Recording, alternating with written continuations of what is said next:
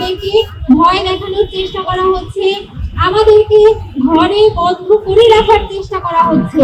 তাদের এই আচরণ আমাদের এক ধরনের শঙ্কার মধ্য দিয়ে নিয়ে যাচ্ছে, আদৌ আমরা তাদের কাছে নিরাপদ কিনা।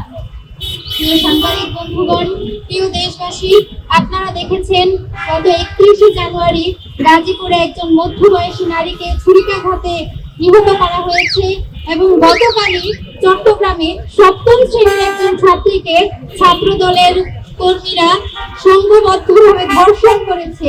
যে ঘটনায় আমরা অত্যন্ত লজ্জিত, অত্যন্ত মর্মাহত।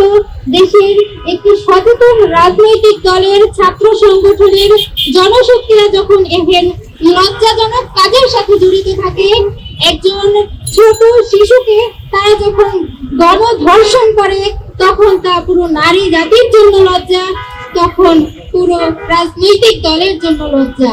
এবং একই সাথে আমরা দেখেছি ভোলাতে একজন নারীকে ধর্ষণ করা হয়েছে তার স্বামীকে নির্যাতনের পর। পরপর এসব ঘটনা আমাদের অত্যন্ত শঙ্কার দিকে নিয়ে যাচ্ছে।